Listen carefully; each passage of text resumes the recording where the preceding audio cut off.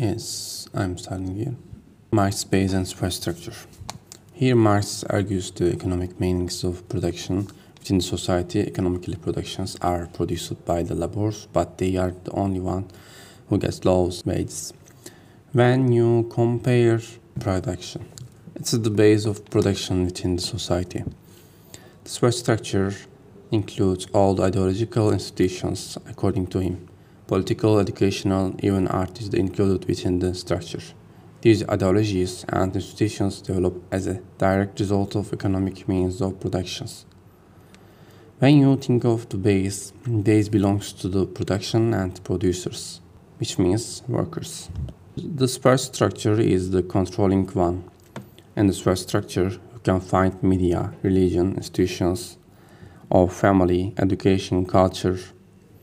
If the economy shapes the structure, workers will be higher on society. If it's the economy that determines these superstructures, the producers are so important, but they have no place within the superstructure in determining the culture. Instead, social being that determines the consciousness, not their own individual identity. Economic organization of society was the function of all other social relationships. This is the economic base, which makes possible or determines the kinds of political, cultural interactions, religious interactions. This is the base that determines. Both Engels and Marx assert that consciousness does not determine life, but it is the life that determines consciousness. We are arguing that upshot of these oppositions and identifications. Cohen. Alienation is important. In the economy, when you produce, you are alienated from production you produce. Traditional Marxist theory often points a base superstructure model where economic base determines superstructure, cultural, political, and ideological institutions. This model tends to emphasize economic determination. William argues for a more interactive and less deterministic relationship between base and superstructure. He sees culture as having relative autonomy. William also emphasizes that hegemony is a continuous process rather than a static state. It involves ongoing struggles where dominant classes must constantly negotiate, renew, and reassert their leadership and control over cultural and ideological practices. Marxism. The theory is not for the sake of literature, for the benefit of the workers, to be able to make them more equal conditions, in order to erase all the classes. The story of all had a rule existing society is the story of class struggles. All the story of society is based upon the class struggles. To abolish all these classes will bring the opportunity to change the world of the workers. Marx's theory is philosophical and political. Once it is into practice. Marxism is political, economical, and cultural understanding of the nature of reality, society, and the individual. It basically put emphasis upon the rights of workers. It was first seen in the 19th century. Marx's aim is bring the classless society so that all the inequalities could be raised. Is it so? That classless society is supposed to be based on the production, distribution, and the exchange. Lyotard answering the question, what is postmodernism? In the essay, we see a critical analysis of postmodernism and its implications for society and culture and knowledge. Avant-garde artists and writers challenge the traditional rules of art and narrative. Their work lacks credibility with those who value traditional notions of reality and identity. They don't have a guaranteed audience because their work challenges established norms. When political power aligns with realism, as seen in Nazi's Germany, promotes correct images, narratives, and forms. These are selected to calm people. These realities are all created. Lyotard emphasized the fragmented and pluralistic nature of postmodern society. He argues that there is no longer a single worldview or ideology, but rather a diversity of perspectives and discourses. This fragmentation leads to a sense of disorientation and instability, but also opens up possibilities for new forms of creativity and expression. Question of postmodernism. Postmodernism is marked by fragmentation of narratives and thinking of the subject. Traditional structure and hierarchies are questioned and deconstructed. There is a prevalent use of irony and playfulness in postmodernist works, often challenge serious or authoritarian.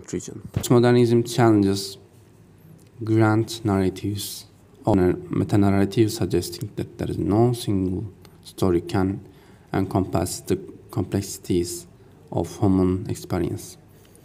Postmodernism is not philosophy or a theory, it is an attitude or mood. Irony becomes the key trope of postmodern discourse, a strategy to disrupt the stability of meaning. Baudrillard argues that in the postmodern era, reality has been replaced by simulations or simulacra. We are following the fabricated patterns of the models. The real is disappeared, and in modernism, there is no single definition, there is plurality, and everyone should be free in choosing. Pastiche, fragmented narration, multiple ending, tunneling, nonlinear, deconstruction, intertextuality. According to simulacrum and hyperreality, a simulacrum is a representation or imitation of person or thing. Baudrillard suggests that in contemporary society, simulacra are not mere copies of reality, but have become a reality in their own right. Stages of a simulacra. First order, a faithful copy where the image is good representation of reality. And second order, perversion of reality where the distinction between representation and reality starts to blur. In the third order, the simulacrum pretends to be a faithful copy, but it has no original basis in reality. In the fourth order, the simulacrum has no relationship to reality whatsoever. It is all pure simulation. Continuing with postmodernism again, form as conventions. Postmodernism is seen as a reaction against modernism. Modernism emphasizes the idea of progress and the pursuit of universal truth. Postmodernism rejects the idea of universal truth and embraces relativism and subjectivity. Modernism seeks to uncover deeper meanings and truths. Postmodernism asserts that meaning is not fixed and can be multiple and contradictory. Queer studies can be considered postmodernist because queer studies challenge normative concepts of gender and sexuality. Postmodernism discusses the reality created by hyperreality. Baudrillard introduced the concept of hyperreality, where the distinction between reality and simulation becomes blurred. We are produced to contribute to a capitalist system. Governments, media, advertisement lead to the people in one single way. It is not your reality, it is the hyperreality. Also, Baudrillard gives the example of Disneyland. Disneyland as an example of hyperreality. It is a place that creates an idealized perfect world that feels more real and perfect than the actual reality outside its gates. Truman Show also can be given an example of this reality, but this reality is much blurred with the perception of the reality and representation of the reality. Media and news also can be given example. News create a hyper version of those events where the representation can be more compelling and real to people than the events themselves. Virtual reality is also can be given as an example. Technologies like virtual reality offers experiences that can feel more immersive and intense than actual physical experience, blending the line between what's real and what's simulated. Feminist criticism in the wilderness. Eloine Showalter. In this essay, Showalter outlines the various approaches to feminist criticism and argues for the importance of developing a distinct and autonomous female tradition.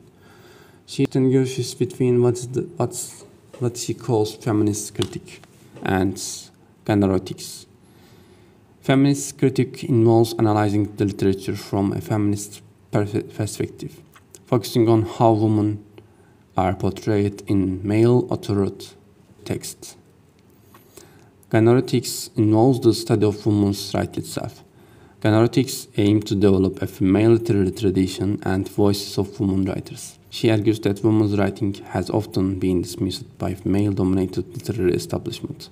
By focusing on gynoetics, feminist critics can uncover and celebrate the unique contributions of women writers and ensure their place in literary history. In the part of gynoetics, we see a quotation of Virginia Woolf. She says, "A woman writing is always feminine." Showalter emphasizes the need to pay attention to women's writing and how women's bodies are represented in literature.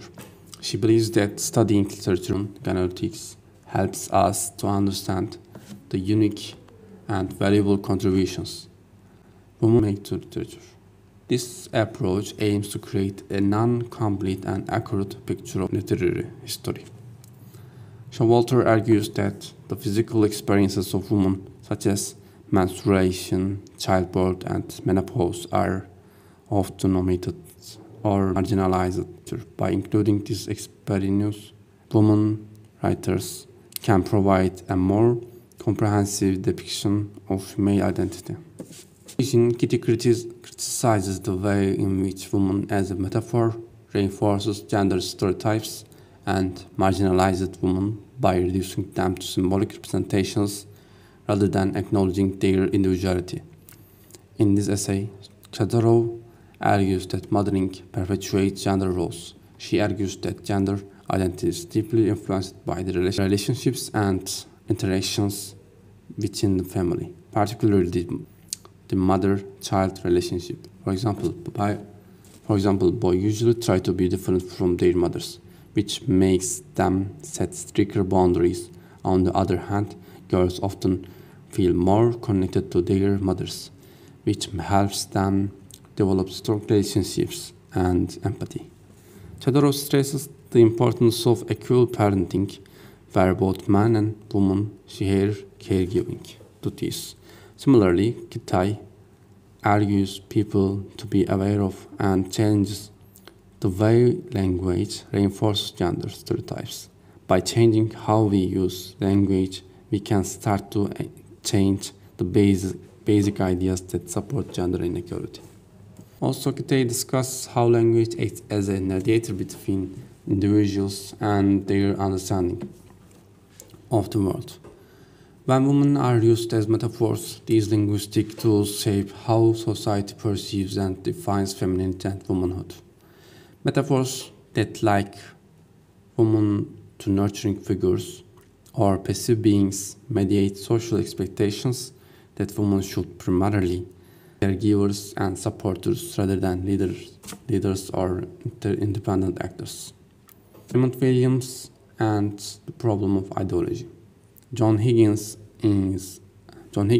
essay, Raymond Williams and the Problem of the Ideology, examines the complexities and contradictions within Raymond Williams' approach to ideology.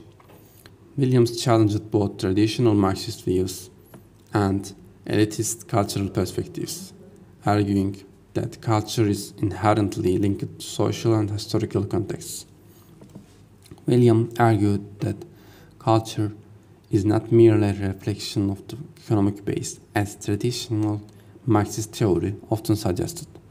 Instead, he viewed culture as a dynamic and active component of social life that both shapes and is shaped by historical and social processes. He introduced the concept of structures of feeling to capture the lived experiences and emotions that influence and reflect cultural practices. William argues that ideologies are not just sets of beliefs or ideas, but they also involve emotional attachment and effective responses. Woman is a metaphor. Eva Feder Kudey. Kudey begins to explaining the power of metaphors in language and thought. She explores how women are used as metaphors in ways that reflect their societal roles. For example, women are often associated with nature, fertility, and nurturing roles. These metaphors can both positively and negatively influence. They can celebrate women's connection to life and growth. On the other hand, they can confine women to limited roles defined by biology. Kitai underscores that the metaphoric use of woman shapes not only language but also thought. These metaphors influence our cognitive frameworks and perpetuate gender biases. This linguistic shaping can affect everything from personal identity to professional opportunities. Simone de Beauvoir argues that women have been historically constructed as the other in relation to man. As the other in society, woman is often marginalized or seen as secondary to man. Kitty highlights how language perpetuates the notion of woman as secondary and subordinate to man. Both thinkers advocate for the conscious effort to change the cultural narratives that oppress women. Althusser says, there is no ideology except by the subject and for the subjects. By the subject, this part of the statement suggests that ideology is maintained by individuals. When individuals act according to the norms and values of the dominant ideology, they contribute to its ongoing existence. For subjects, this indicates the ideology is created with the purpose of shaping the individuals. It gives them roles, workers, citizen. I can't read it. Ideology gives identity individuals as subjects. This statement highlights that individuals are not just recipients of ideology, but actively engage with and reproduce it. This active participation is what keeps ideology alive and effective. According to the traditional Marxist theory, the economic base fundamentally determines the nature and development of superstructure changes in the base, such as shifts in the mode of production from feudalism to capitalism, lead to changes in the superstructure. In the Marxist theory, society consists of two parts, the base and superstructure. The base refers to the mode of production, employer-employee, work condition, and party relations, into which people enter to produce the necessities of life. The superstructure refers to society's other relationships and ideas, including its culture, institutions, roles, rituals, religion, media, and state. For example, we can analyze Nora from the perspective of feminist perspective, but also from Marxist perspective. Superstructures include the ideological institutions. These institutions play a crucial role in shaping individuals' perceptions and behaving to align with the social, political, and economic systems. In the preface to contribution to the critique of political economy, Marx says that it is not consciousness of man that determines their being, but on the contrary, their social being that determines their consciousness. This is what Marx criticizes. It is not the individual that determines the consciousness, but the social conditions, social beings. Marx asserted that capitalism is a system that alienates the producers. They don't have control over the goods they produce for the market. We see the alienation in the Marxism. Once you produce, you are alienated to the production you produce.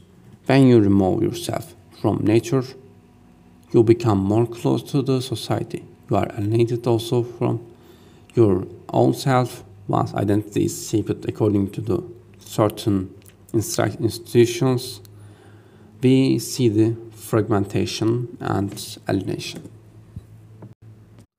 Under the capitalist system, that could be the government, education, which are included in the superstructure.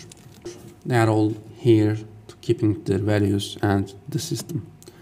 Superstructure emphasizes in terms of the oppression of the classes. Nora is the victim of capitalist system, also victim of capitalist man. At that point, she starts to wake from her position. In power, the women produce electricity from their veins, and through fingertips they could transfer the electricity. They could harm people they produce. Once they realize that they are producers, the first thing they do is to destroy man, the man who threatened them.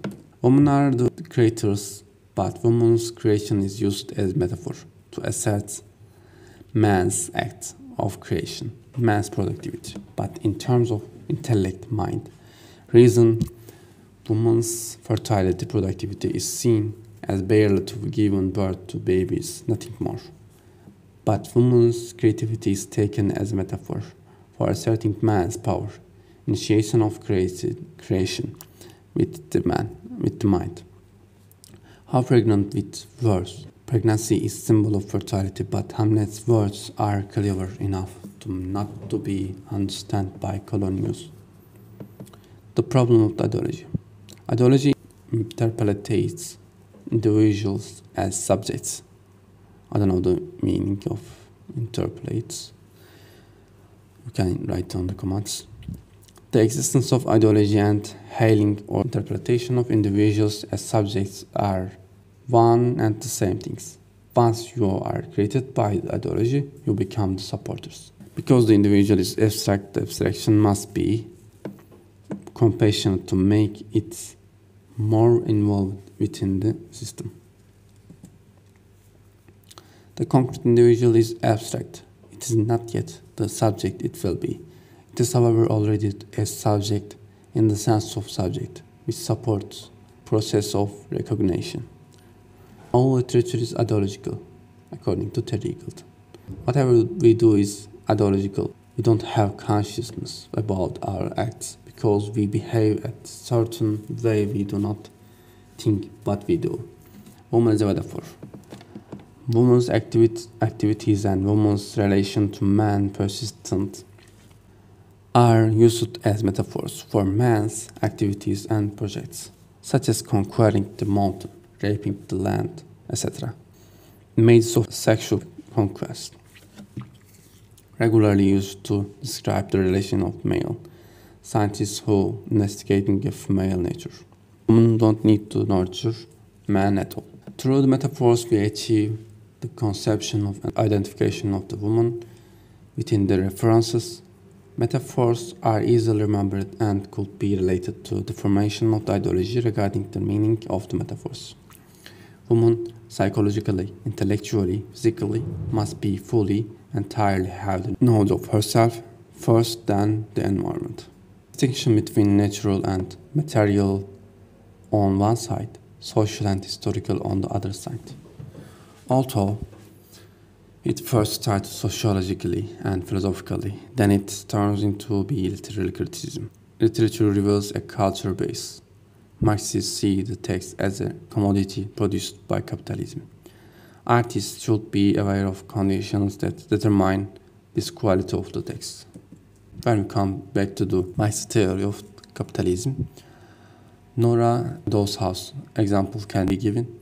Nora doesn't only challenge with gender roles but also societal roles. Social beings construct our perception. We are social beings. We are not individual identities. We depend upon our society. Environmental, political, ideological definitions form us, direct us to certain behaviors. As soon as we are born into our families. Families is the smallest unit of society. Families are very much important in the sense of continuation of the societal norms. Whatever ideologies try to impose, families are the first step imposing ideologies. In ideology, you could insert religion, culture, language, or societal norms within itself. Once we are taught all these base, we continuize that background control us. If you read more, if you improve yourself and then you understand you don't have to choose one of them. Ideologies shape our identities. They give us individual identity that could be asserted within the community. If majority support that ideology, we are the part of it. Minor voices will be the cracks within the system, but not enough to change it. Diversities are not appreciated. Other, for example, colonialism. You don't have to be from another country to be colonized. Women are also colonized by the man, like the geographies. Women bodies are also colonized by men. Identity arises of man are very much overcome through the colonization of women. You could be authorized even in your own culture. Diverse voices, different voices, multiplicity of the identities are supposed to bring. In fact, democracy. But if it is that cleverly, political governmental issues have to be handled very skillfully in the sense of bringing all people together. In a dollhouse, writer portrays Nora in search of an identity rather than female identity, but the meaning of the human being. A doll's house represents the woman's problem in relation to their identity. Is she a woman? Is she a wife? Is she a wife? Is she a mother? She has all the roles to be fulfilled. But all in all, at the end of the play, she is not appreciated at all. She is humiliated throughout the play. We come across the humiliation of the woman in terms of ideological woman body, because she is accused of eating macarons. Socioeconomic elements determine characters of a person. Social relationships are also created by these economic relationships, or relationships based upon economic structure. Marx also emphasized socioeconomic elements in any society as determine one's character. Basic economic sources, structures, give rise to institutions and lead it to keep economic production going. There is this relationship between economy and ideology as well. They are intermingled with each other, according to Marx's theory. The mode of production of material life conditions social, political and intellectual life process in general. It is not the consciousness of man that determines being, but on the contrary, their social being that determines their consciousness. Marx's contribution to critique of political economy. Their social beings that determines their consciousness. It is not the individual that determines the consciousness, but the social conditions that is defined by the others. Forces of production. Relations of production or economic structure, the legal and political structure, forms of social consciousness. According to him, 4 phases of the historical period developed as a result of these forces. In order to understand 19th century perspective of Marxism, you need to understand class struggles before, because French Revolution had a great impact on birth of Marxism. Before French Revolution, there was feudalism. In the medieval ages, there were classes, king, traders, slaves, but when we come to Middle Ages, there were many different classes. Since there were a lot of classes, there was a class struggle. Cleverly, I say you could picture Marx's cleverly religion suppressed these class struggles owing to high influence of religion, Catholicism. Analysis of the laws of history according to political economy reveals that capitalism is and will be overthrown by the working class, which is called proletariat. Proletarian. Proletariat.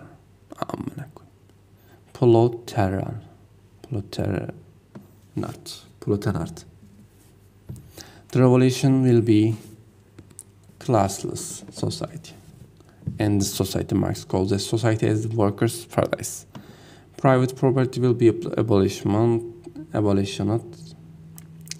Private property will be abolished, and the political state will be sizing, having that strict observance, controlling people, and labors will be creative labors to protection advantage.